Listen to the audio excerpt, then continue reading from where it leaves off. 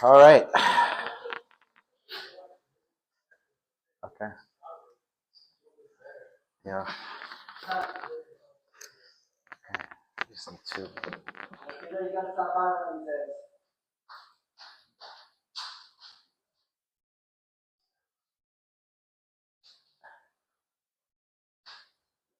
Okay, guys. All right. All right, guys. Now we're ready to start. Welcome to Zoom session 12, strengthening relationships or strengthen relationships. So this will be session 12 and it will be an interesting class. It's about what we should do with the people we already know and have a relationship with. For those of you who are new, this is where we are today and where we've been and where we're going. And don't worry about what you missed, what you're going to see missing right now, because Ignite will repeat itself again by mid-July. Every quarter we have Ignite and it's 20 sessions, as you can see. And the 20 sessions consists of 4 segments. The first segment, which is real estate expert, it teaches you how to become a real estate expert. 4 classes: Ignite Your Career. In other places it's called Spark Your Career, Embrace Your Job, Connect with Your Market, Define Your Value.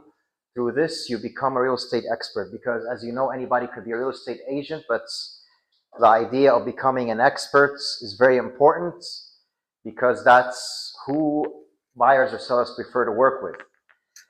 Second segment, lead generation, which is comprised of 5 classes. Teaches you how to generate leads in the first class, how to build your database and grow your database, 6th class, and then capture leads in open houses, capture leads with social media, and capture leads in general. That's the second segment. And lead generation is the core function or primary job or task for us as real estate agents. Without lead generation, we are really doing nothing. Third segment is lead follow-up, which was where we're in right now. It has 4 classes. We had keep every leads, follow up with leads, and today we're going to discuss strengthening relationships. And next Tuesday, we'll discuss qualify potential buyers and sellers. And after that is the final segment, which is comprised of 7 classes. It's all about the transaction, and this is the actual business that we'll be performing. So the first 3 segments is working on our business, how to grow it. The final segment is working in our business, as we're working through writing an offer or negotiating an offer, winning the buyer, winning the seller. We're going to get to that. But that's basically the framework that it is. And so far, you guys know, what you missed. And I'm working on uploading videos of prior sessions that you guys missed. I'll let you know about the name of the YouTube channel. I didn't put it on my own YouTube channel. I made it separately because I keep my YouTube channel for, client purposes, buyers, sellers, Anyway, so today's agenda, establish the mindsets, to how to follow up with clients and to strengthen the relationship, identify the goals, devise the plan, and then recap and ahas. Okay? Now, I'm going to start as usual, and throughout the classes, we're always going to have quotes from Gary Keller, whether through his book, Millionaire Real Estate Agent, Shifts, whatever, the situation is, we get quotes from him because he's a very successful entrepreneur. He's the one who founded Keller Williams 1983, and it's the biggest real estate brokerage in the world, and number 1 in sales volume and dollar sales. Know that growth comes from clarity, priorities, and focused action. So if we want to grow our business, which is, it should be our primary objective in order to succeed in real estate, we have to have clarity of what is our objective, clarity in the way we do things. We have to be actually clear in delivering our value proposition to our clients. we have to set priorities. What is most important to us? Most important thing to us as real estate agents is, having, relationships, having leads that we convert them to contacts. And I'll remind you again what's the difference between leads and contacts, and converting them into business. And focused action. We have to be focused. We have to have a mindset that's focused on achieving growth. Okay?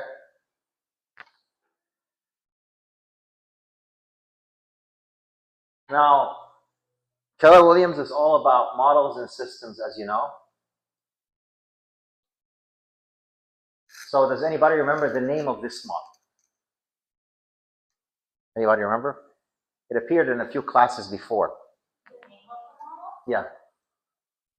It appeared in Generate Your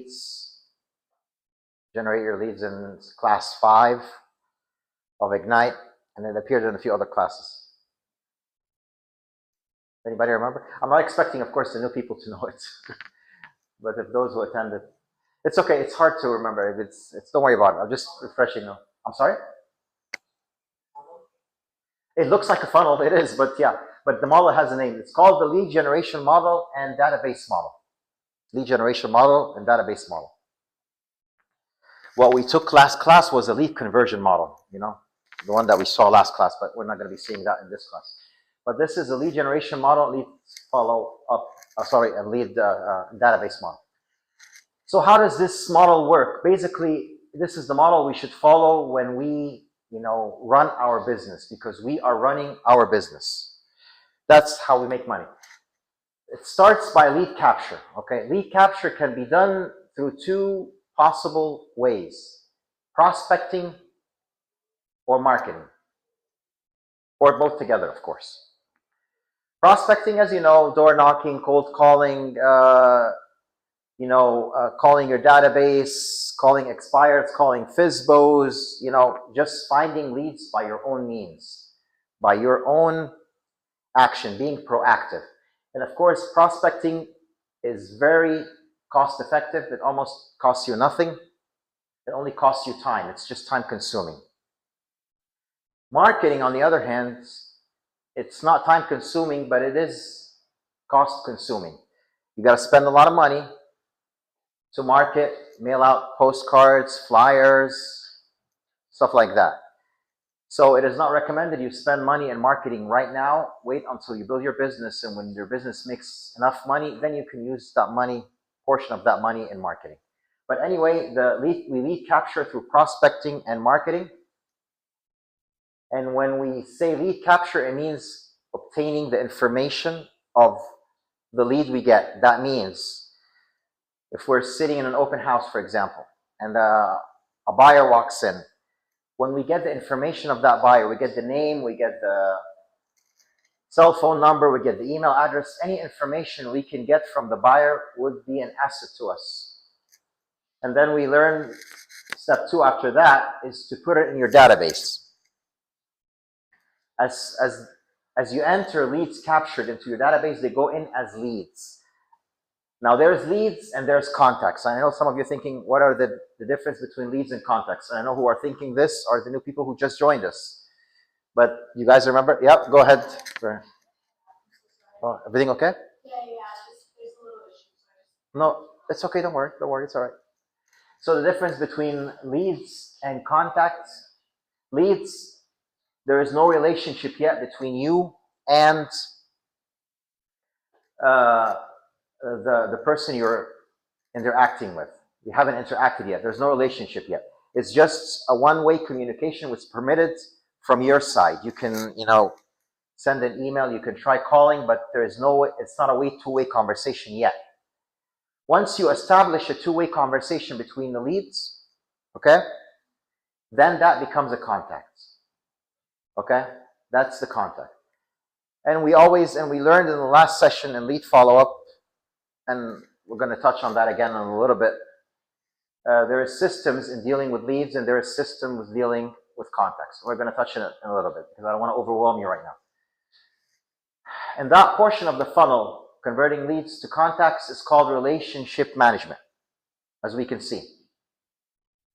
We're trying to convert the leads into contacts, which is a stronger relationship, and then we're always nurturing the relationship until eventually we convert the contact into a transaction. We sign a buyer, we get a buyer appointments and give him buyer consultation. He signs a buyer agreement, or we meet with the seller and we make a listing presentation and sign a listing agreement. And then we open escrow, close escrow, and we get our commission check. And then after that, you notice it's new repeat referrals in the end of the funnel, which is simply, once the transaction is over, do not cut your relationship with that client, with that past client. Now he's a past client, because that past client can do either repeat business with you or he can refer further business to you. Okay, so that's very important for you guys to know. Any questions so far about leads versus contacts and the lead generation and database model?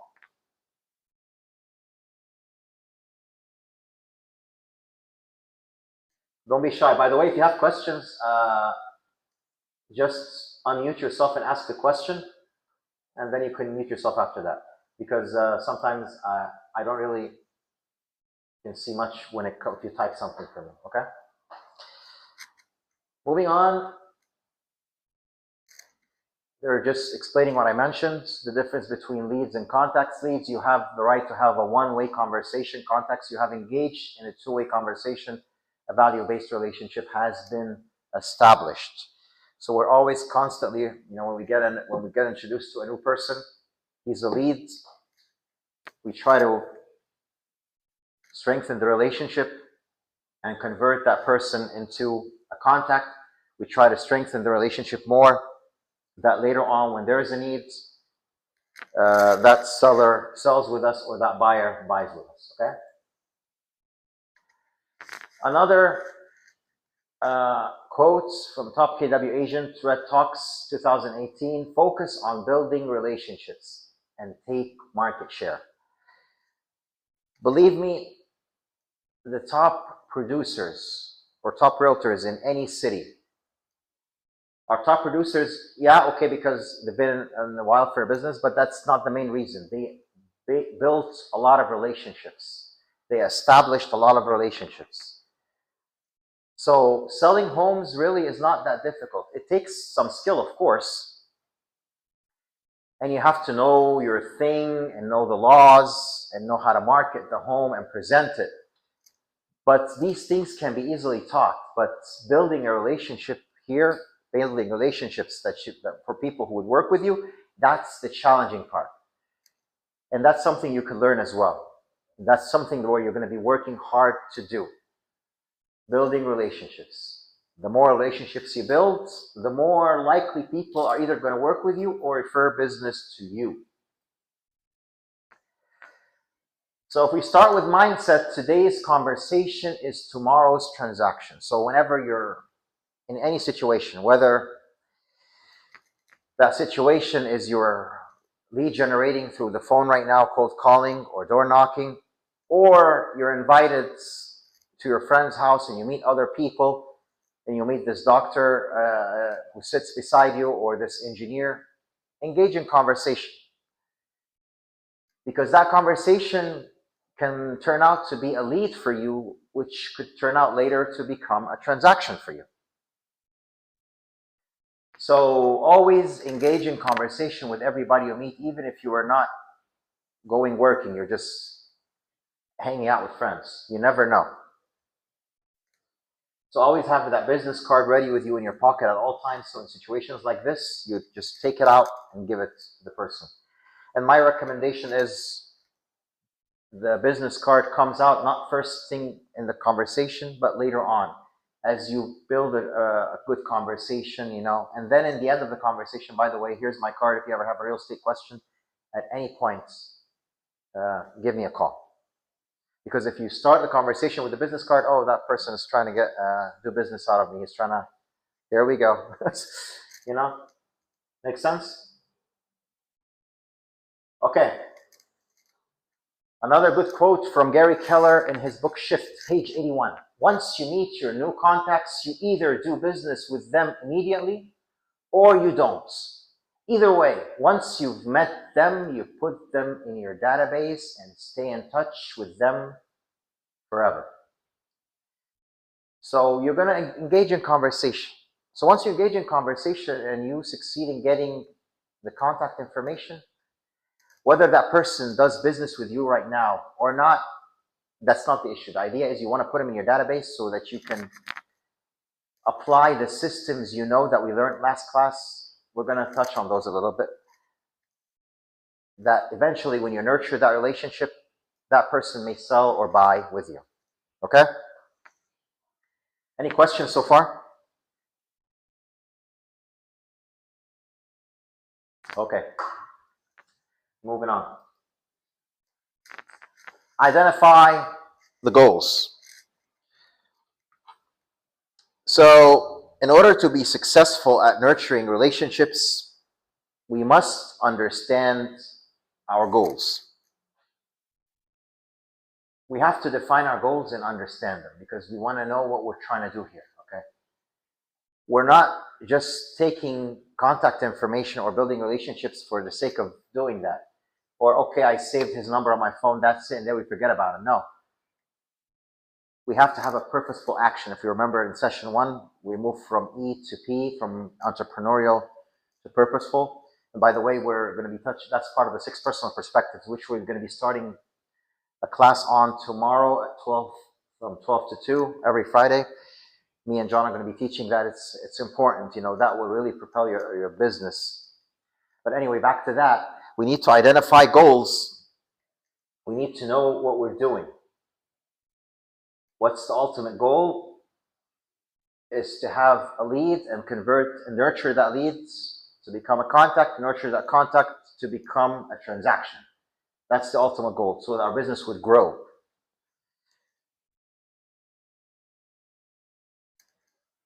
We learned about the life of leads in class lead follow-up, which was session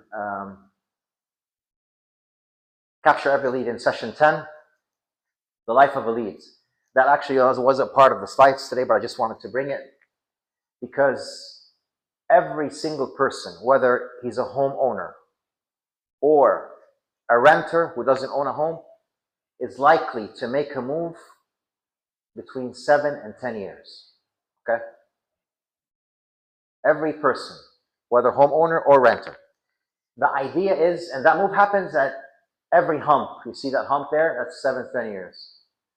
The idea is we want to be in the path of that person who's going to make a move because we don't know when. Everybody's different. Maybe that person has been home for 3 years. That one is 5 years. That one is 7. So we want to be in their path when this happens. Okay? And I know some of you might ask, okay, well, I'm sure the homeowners already bought their home with their agent and they're going to be loyal to their agent. Well, you'll be surprised because not every agent follows up well with his past clients. Okay? And that's a problem or an issue that I don't want you to fall in with. Remember in the lead generation model, in the end, I said when the past client, we should not cut the relationship because we should always follow up with that past client because he can either do repeat business with you or refer business to you.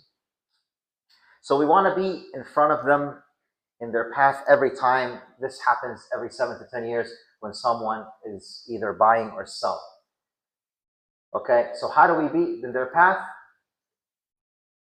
Through this formula, which is actually a summary of the entire Ignite framework.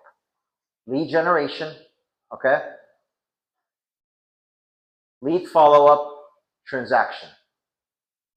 And lead generation and lead follow-up plus lead conversion is the path to a signed contract.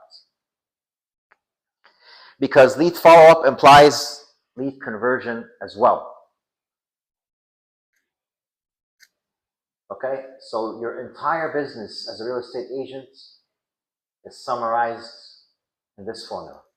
Okay, that's why when we look at the entire framework of Ignite, it dedicated classes under lead generation. Okay, it put like 5 classes under lead generation. It put 4 classes under lead follow-up. It put 7 classes under transaction.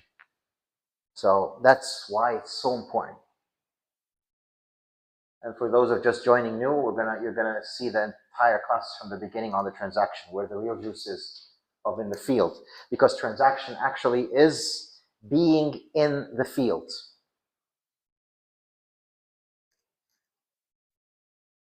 Identify the goals. Convert contacts to close business. Of course, one of the main goals is you want to convert the contacts that you have in your database into a closed business, because having a database filled with leads and contacts, that's a very good step. But if you stop here, you've done nothing. That's not going to pay you money. It's a good thing that you have, but maybe a lot of those people in your database, not maybe, that's for sure, many of them are on other people's database.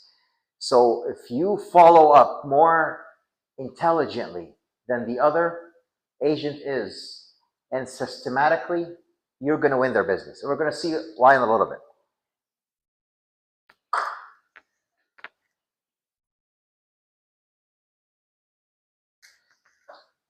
Stay top of mind.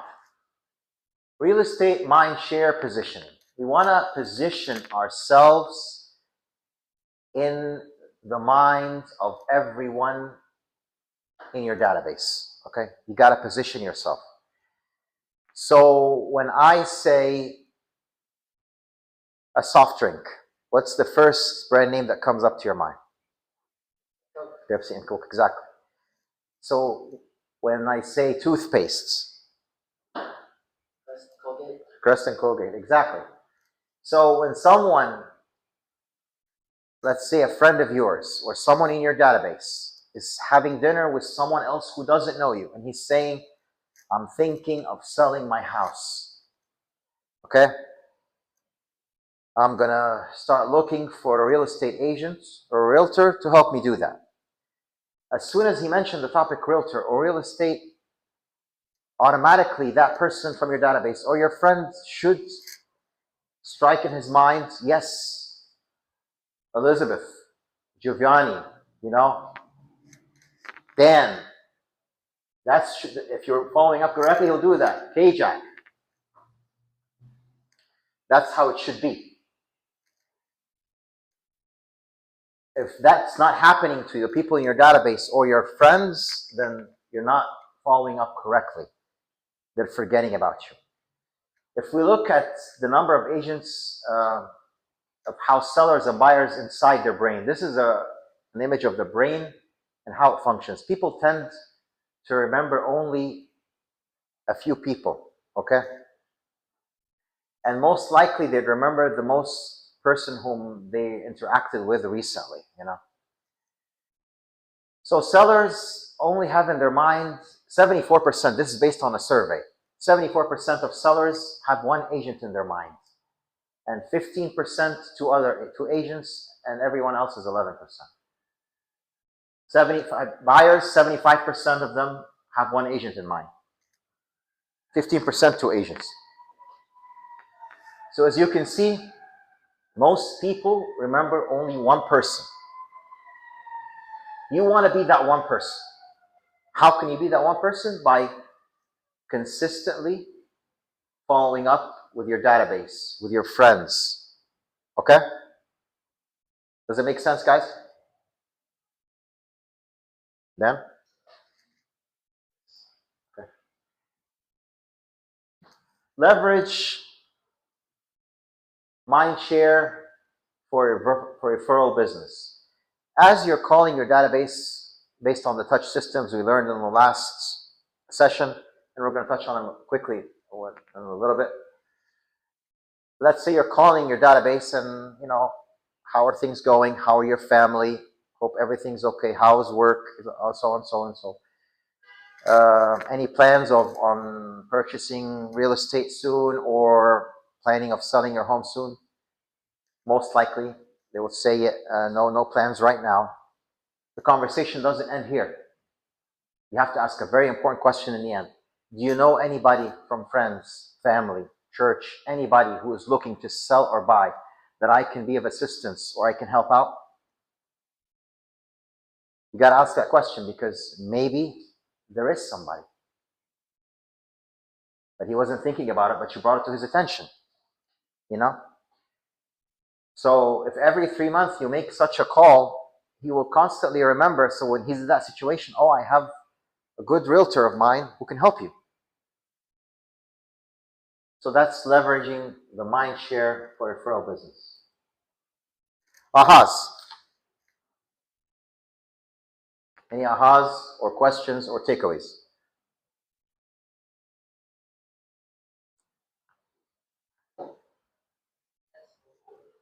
One second, let me turn the volume up so I can hear you. Go ahead. Volume 24. Volume 25. Should ask for what? For the order. Order of what?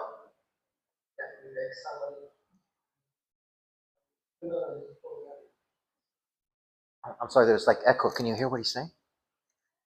Can you repeat the question again?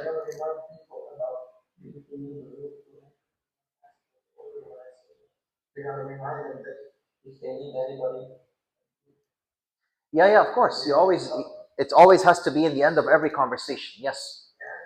Yeah, this is what I meant to ask you. Oh, that's one of your takeaways. Or that's a question. Emphasizing what you said. Oh, yeah. Exactly, yes. Exactly.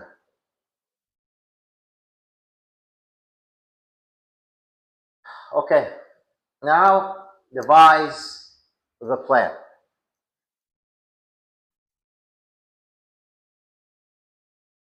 So remember how I said there was systems that we learned last session? Here are the systems, and they're basically touch plans. Design every touch to provide value. So as I mentioned, in our database, we have leads and we have contacts. Leads, we're trying to, strengthen the relationship so that they would become contacts, and then contacts we're trying to convert into a transaction. So the first system to deal with leads is 19 to connect.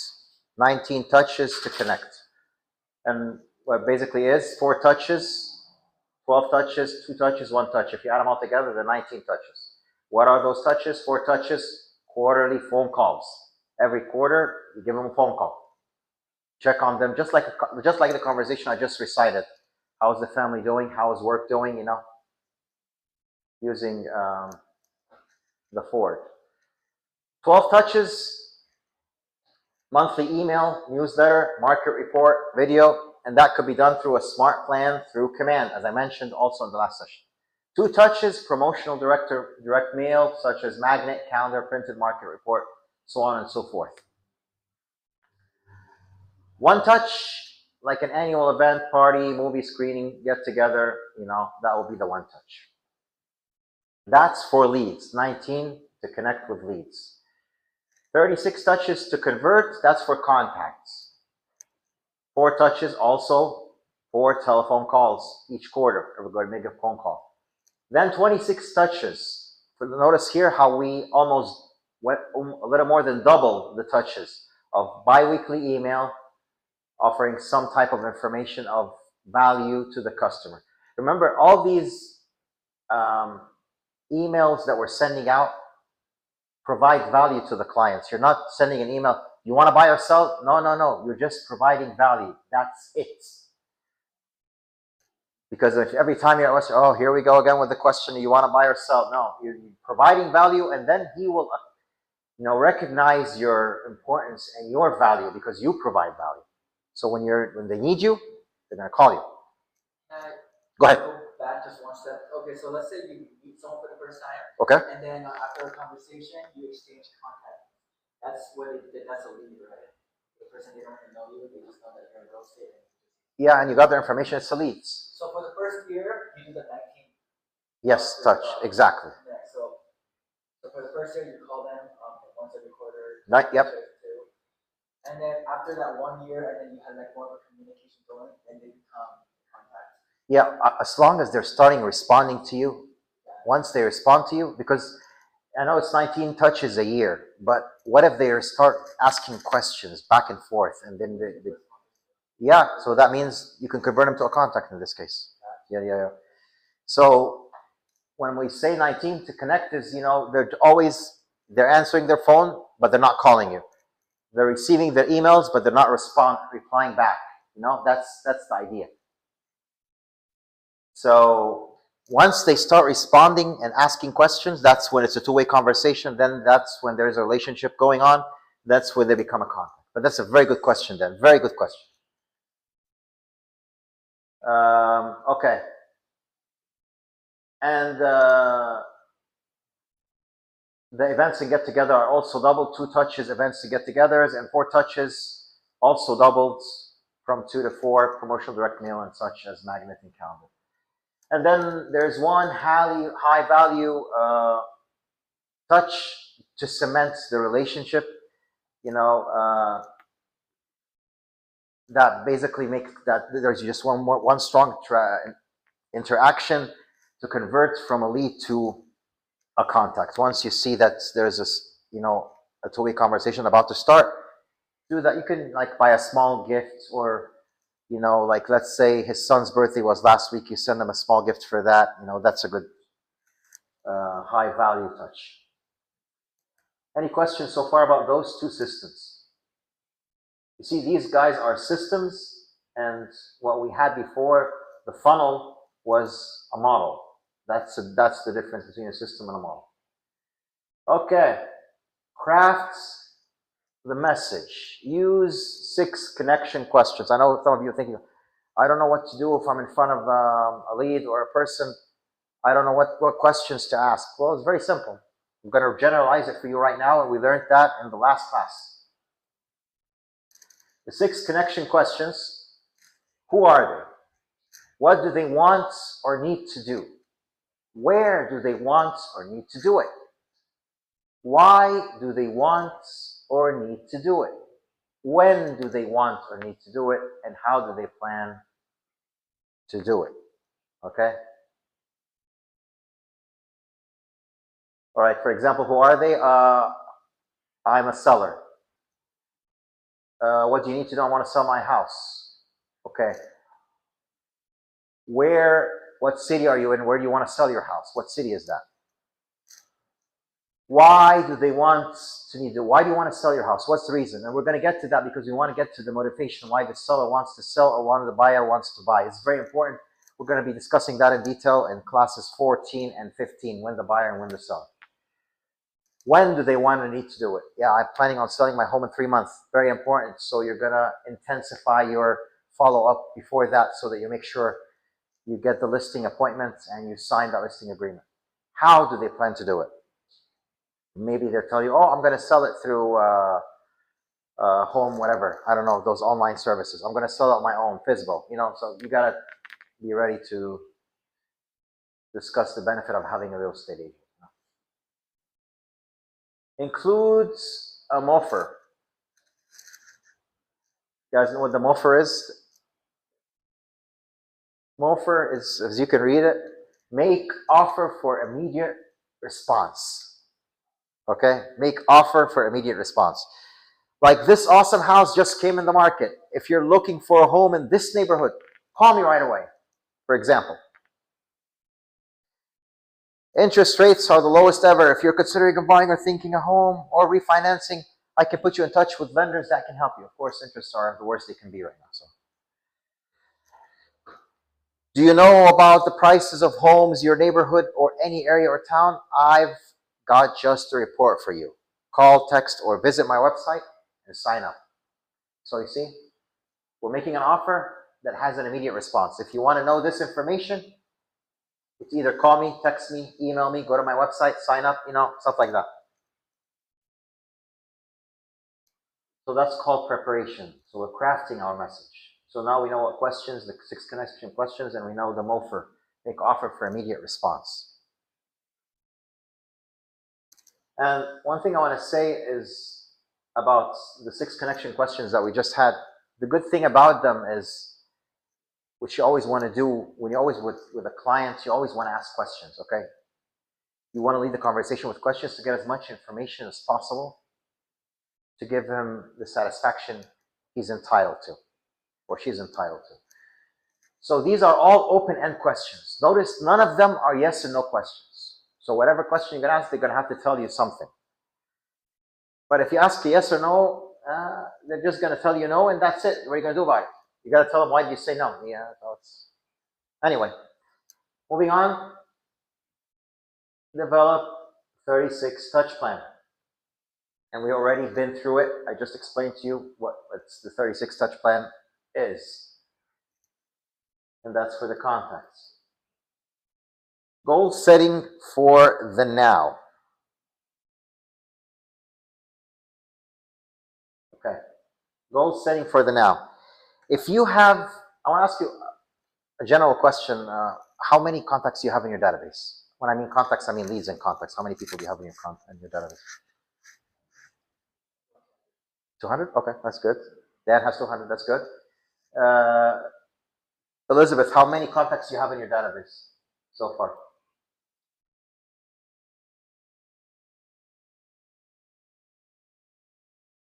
Elizabeth, I think you're on mute, so you can tell. Maybe Elizabeth can't hear me right now. Giovanni, how many contacts do you have in your database? Okay. Nobody can hear. You can click on chat. Oh, you're putting a chat. I'm sorry. Okay. Let's see if I can open that. Okay. Got it. So, 1,500. That's impressive. Okay. Most likely they're going to be all mostly leads. So you're trying to establish relationships so that they become contacts. That's good. Anyway, what I'm trying to say is, here's the reason for my question. And of course, I'm expecting, Payjack, I don't think you would have anything in your database yet because you're starting new. So, but that would be one of my first tasks I would do is start creating a database. And database is very simple to create. It's I just inserted 50 contacts. well, good for you. You started quickly without even when this is your first day in Ignite. Good for you. That's good. So yeah, that's good. So as I always say in database, we need to tag the database and categorize it by buyers and sellers, and then by neighborhoods, and then by special interests, and what's a lead and what's a contact. You can tag as much tags as you want. That's what the beauty about command. But let's assume we're going to go with an easy number, like the one that Dan has, 200 contacts in his database. So if we're applying the 36 touches to convert, that means he has to do a year 7,200 touches. 7,200 touches. I know this might feel exciting to some others it would seem overwhelming. 7,200, how am I going to do that? Of course, with KW command, a lot of things will be automatically done. You won't have to worry about that because the emails goes out automatically on a set schedule, whether it was monthly or bi-weekly, depending on how you set it up or what plan you're working on in the system. And you won't feel it, but I'm just showing you what it is with just 200s. And Gary Keller always thinks we need to know our big why, and we have to think big. The bigger we think, the more our business grows. So imagine the more you grow your business and the more the database, the more touches you're going to be needing. Okay? So that's plan your touches. Now demonstrate the steps to the activities. Okay. Start with how many of the people in your database are contacts. People you have permission to have a two-way conversation with. Okay, that's the first thing you would start with. And then multiply the number of contacts by 4 to calculate how many phone call touches you will make this year with your contacts. Okay? Because if we're calling every quarter, it's going to be 4 times. So you want to multiply that by 4.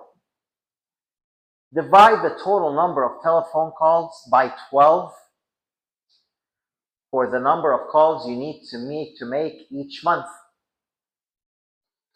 Okay? Divide the number of calls per month by 4 to get the number of calls you will make every week. Okay? Divide the number of calls per week by 5 to get the number of calls you will make every day, 5 days a week, to call each contact in your database 4 times this year.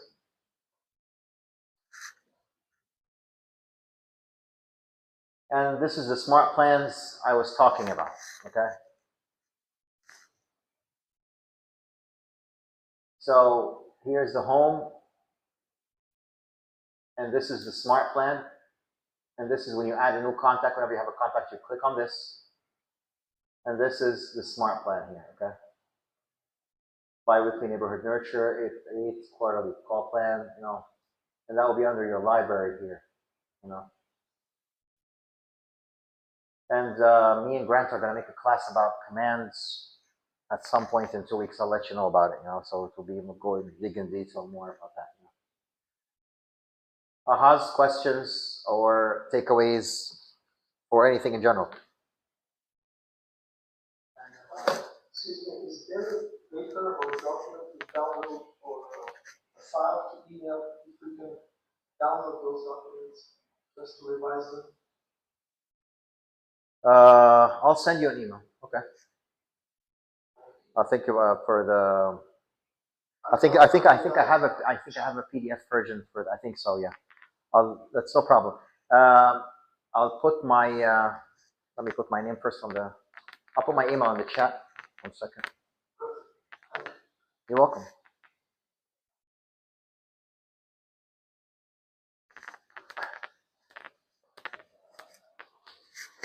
You have another question? Yeah.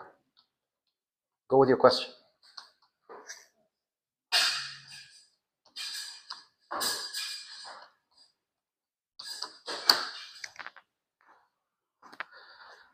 In my smart plans, I want to organize it in a little different way where it's not really regarding transaction, but it's regarding liquidity wise, So I want to start organizing in a way where people who have not received a license, I want to start storing them into my database. Oh, because most of Just people. got the license, I want to put them into that database too, that kind of way. I think it's possible to do that. I think it is. Yeah. Because you can draft the emails however you want to do it. Yeah. But it's just a matter of how you would initiate the email when the license is about to expire. This I have to think of. But, you know, I'm sure when we sit with Grant, he will tell us what is a possible way to do that. But it's a good idea. I feel like I've seen that kind of setup in John. Yeah. Now, a few questions for you guys. How has your thinking changed? What ideas or mindsets were new? Anything? What do you feel differently about what was meaningful to you today?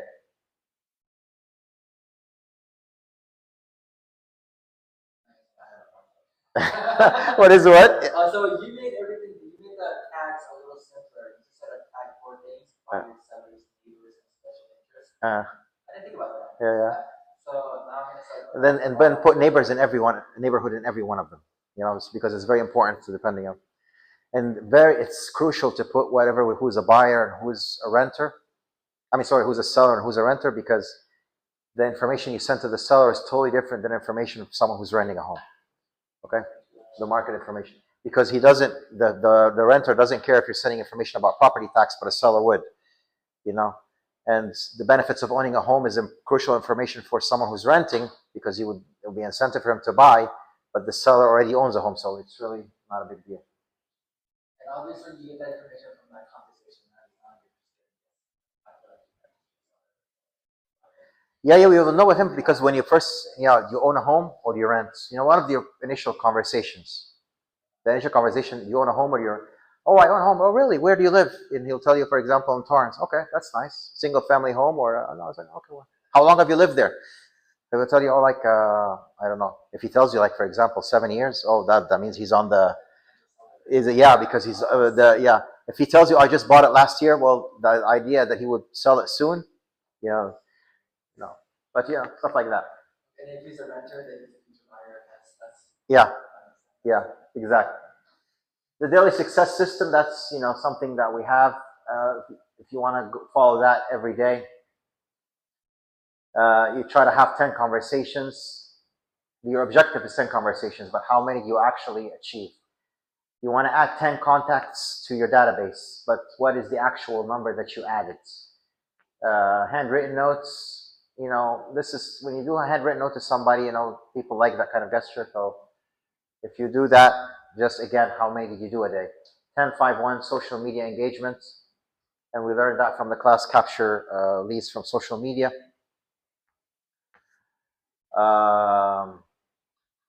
And that's 10-5-1, the 10 likes to different people and 5 comments to different people and 1 post or share. In enrichments, always say something positive or affirmative that you accomplished today to enhance your real estate business. Every day, something new, something different. I learned this about real estate. Now I know this, I didn't know that before. Now I know how to pull this report. Now I know how to this. Now I know the median price of this neighborhood. Whatever enrichment this may be. And that's the daily success system. And if you're cold calling, of course, check with Dan or the office what are numbers that are do not call, because there are some people who are the do not call list. And then that's a common quote that's always there in many classes. It's called, I engage every conversation in the spirit of contribution, and people are happy to be in a relationship with me. So when you always talk, you always try to provide people with information and be nice and be kind. And people will want to talk to you some more and possibly do some businesses. And always try, guys, to do role playing, whether with a family member or a friend. It doesn't have to be someone in the office, So there's scripts all over the internet. I believe KW has scripts as well on the KW website. I'm not sure. So, for example, if you're going to door knock, if you're going to cold call, pretend, of course, you're the agent because you are the agent. And then your family member will, respond back and forth as go through the script with you. And then, of course, you prepare your conversation list before you make a call your sphere, for example. You want to check if your friends on Facebook, if there is any event that happened that you want to start the conversation with. Oh, your daughter had a birthday last week. Well, happy birthday to her. Stuff like that. And then, there's the lead generation conversations, whatever, when you're lead generating and you're having a conversation, always be having a notepad beside you to take notes of the conversation, of the outcome of the conversation, because you might get no information from him. He might tell you something about himself, about his family, about a referral. You'll be writing down all that down. So when you follow up on the next call, you'll be ready to bring it up. For example, if he says his cousin was sick and he was in the hospital and the phone conversation ended, next time you follow up with him, how is your cousin? I'm just checking to see he was okay because last time you told me he was sick, stuff like that. And update contacts whenever, you get a new contact, be sure to put him in the database or put her in the database so you can follow up with her. And that's today's class, and I would appreciate if you guys scan the QR code and give me a review. And I'm gonna put my name for those of you who don't have my name, because it's not on the drop-down menu.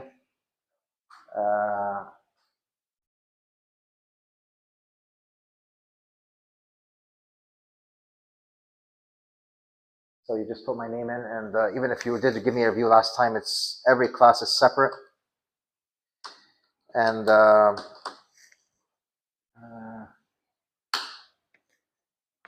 it's LA Coastal, if you're wondering.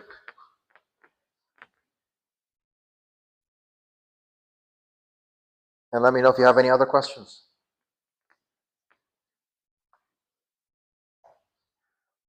I have a question regarding the smartphone contract. Can I ask for something related for the smartphone? Can you say again? I'm sorry. I have a question regarding the contacts. Okay. When I put in the contact, the information